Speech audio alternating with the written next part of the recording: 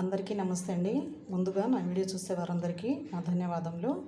కొర్రమీను చేప పులుసు ఎలా చేసుకోవాలో చేసి చూపిస్తానండి. నేను చేసే ఈ వీడియోని మీ వీలుని బట్టి పూర్తిగా చూడండి. మీరు కూడా ఈజీగా సింపుల్గా చేసుకోవచ్చు. అదేవిధంగా ఈ చేపల్లో వేసుకునే పదార్థాలు, ఈ పులుసు ఎలా చేసుకోవాలో మీరు కూడా పూర్తిగా చూస్తేనే మీకు అర్థమవుతుందండి. ఇప్పుడు ఈ పులుసుని ఎలా చేసుకోవాలో చూసేద్దాము. ముందుగా ఈ చేపల్లో ఒక స్పూన్ ఉప్పేసి ఒక నిమ్మ చెక్కని పిండేసుకోవాలండి. అర స్పూన్ పసుపు వేసి ఈ చేప ముక్కల్ని బాగా పట్టించి శుభ్రంగా 4-5 సార్లు కడిగేసుకోవాలండి. ఈ విధంగా కడుక్కుంటే నీసు వాసన పోతుందండి. ముక్కలు కూడా గట్టిగా ఉంటాయండి. శుభ్రంగా కడిగిన తర్వాత ఒక స్పూన్ ఉప్పు వేసుకోండి, 1/4 స్పూన్ పసుపు వేసుకోండి, ఫ్రెష్గా దంచిన అల్లం వెల్లుల్లి పేస్ట్ వేసుకోండి 2 స్పూన్లు, 5 స్పూన్లు కారం వేసుకోండి, 2 స్పూన్లు ఆయిల్ వేసుకోండి, 1 స్పూన్ ధనియాల పొడి వేసుకోండి. ఇప్పుడు ఈ మసాలా అంతా ఈ చేప ముక్కలకి పట్టేదాకా కలిపేసుకోండి.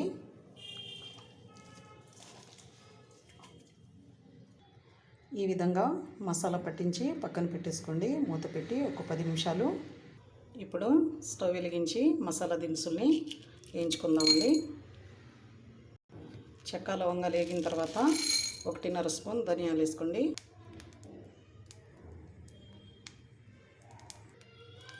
1/2 స్పూన్ మెంతులు వేసుకోండి,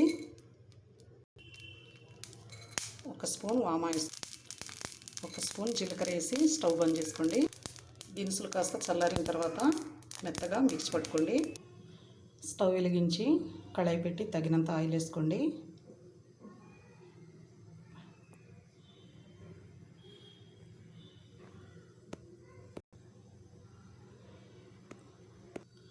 ఆయిల్ ఎక్కిన తర్వాత ఒక ఉల్లిపాయ, 2 పచ్చిమిర్చిని కట్ చేసేసుకోండి.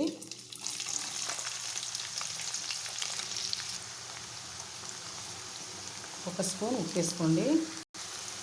ఉల్లిపాయలు ఫ్రై అయిన తర్వాత 2 మీడియం సైజ్ టమాటాలని కట్ చేసేసుకోండి. గ్యాస్ మంటని మీడియం ఫ్లేమ్లో ఉంచి మూత పెట్టి ఉడికించుకోండి టమాటాలని. టమాటా, ఉల్లిపాయ ఇలా గుజ్జు ఉడికిన తర్వాత మనం కలిపి పెట్టుకున్న చేప ముక్కల్ని వేసుకోవాలండి.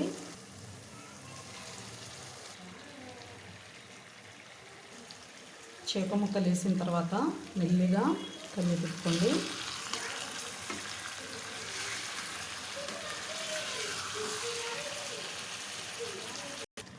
ఈ విధంగా చేప ముక్కలంతా కలిపి ఇందులోనే ఒక రెమ్మ కరివేపాకు, పుదీనా వేసుకోండి.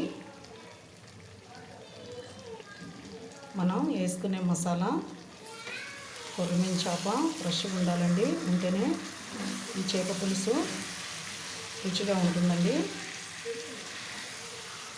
ఇలా కలిపి మూత పెట్టేయండి. 1 నిమిషం చేప ముక్కలు మగ్గిన తర్వాత ఒక 50 గ్రాములు చింతపండు పులుసు పోసుకోండి. చింతపండు పులుసు పోసిన తర్వాత మళ్ళీ మెల్లిగా కలియదిప్పుకోండి.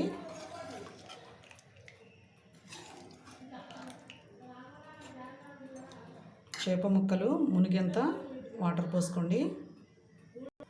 గ్యాస్ మంటని హైలో పెట్టి ఉడికించుకోండి. కూరని మధ్య మధ్యలో కలుపుతూ ఉడికించుకోండి, లేదంటే అడుగంటిపోతుంది కూర.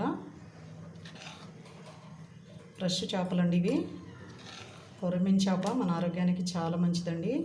నడుము నొప్పి ఉన్న వాళ్ళు ఈ కూరని తింటే చాలా మంచిదండి.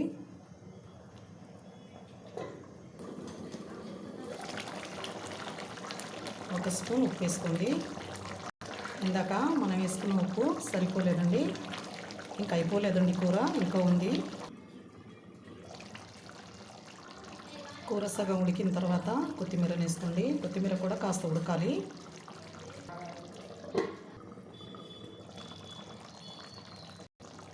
కూర అంతా ఉడికి ఆయిల్ ఇలా పైకి రావాలండి.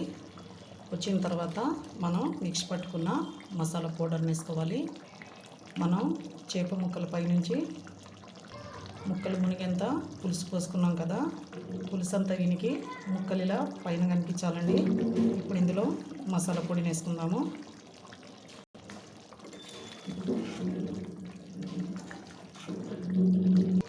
మసాలా వేసుకున్న వెంటనే మూత పెట్టండి. 1 నిమిషం పాటు మసాలా ఫ్లేవరు బయటికి పోకుండా ఉంటుందండి. ఇప్పుడు ఫైన్గా కొత్తిమీర వేసుకుందాము. అంతేనండి, కొర్రమీను చేప పులుసు.